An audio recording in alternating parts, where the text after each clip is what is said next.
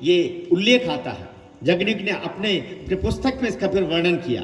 जयपुर के राजा जय सिंह जा रहे, जगनिक नदी के किनारे बैठे हुए और मछली पकड़ने के लिए डोरी डाल रखी अंदर, जल के अंदर। और कवि बहुत मूडी होता है, जगत जी बहुत बहुत मूडी होता है।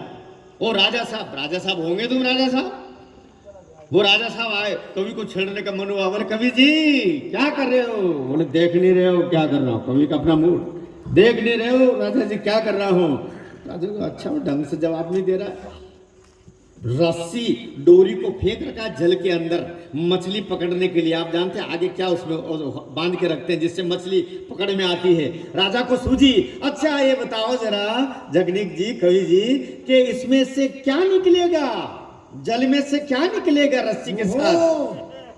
कवि तो कवि होता है, कवि बहुत धुनी होता है। धुन धुन में कह दिया इसमें से कबूतर निकलेगा, जल में से कबूतर निकलेगा, मुख से निकल गया कबूतर निकलेगा। लेकिन कह दिया राजा मेरे मुख से निकला है कबूतर निकलेगा, तो इस रस्सी से बंद करके इससे आगे जो कहीं कांटा है उस कांटे से जल में बंद करके और कबूतर ही निकलेगा। लेकिन मेरी भी एक शर्त है। बोले जगनिक बताओ, कवि बताओ तुम्हारी क्या शर्त है? मेरी शर्त ये होगी उस कबूतर को मैं आसमान में उड़ा दूंगा। बोले मंजूर है। राजा ने कहा मंजूर है, लेकिन सुन लेना अगर कबूतर नहीं निकला कवि जी तो तुमको मृत्यु दंड दिया जाएगा। राजा अपने राजहट पर आ गया, कवि भी अपनी हट पर आ गया। बोला ठीक, खींचो रस्सी, खींचो धागा, खींचो डोरी। खींचना शुरू होते हैं। जैसे खींचा खींचा खींचा खींचा खींचा खींचा, आखिरी में जहां कांटे में बंद करके मछली को आना चाहिए उसमें फड़फड़ाता हुआ एक कबूतर निकला जल के अंदर से।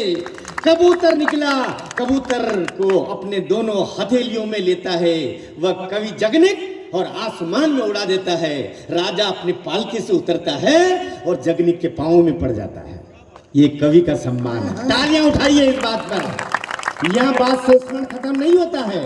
रात को जगनिक कवि को स्वप्न आता है, अपने संस्मरण में लिखता है जगनिक कवि जयपुर का, रात को स्वप्न आया मुझे और मां सरस्वती मेरे सपने में आई और बोली बेटा, मेरे पुत्र, मेरे कवि, मेरी संतान, भविष्य में ऐसा वचन किसी को मत देना, तेरे कारण मुझे कबूतर बनना पड़ा।